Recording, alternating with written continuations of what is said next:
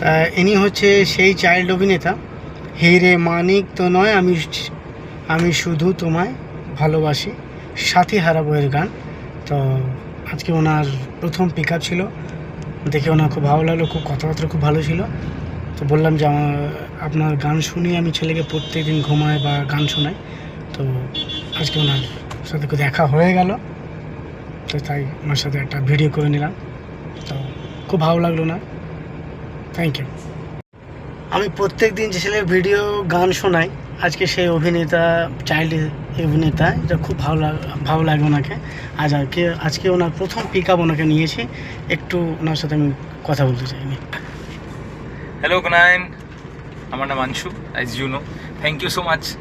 বাবা বললো রোজ তোমার গান আমার গান তোমাকে শোনায়।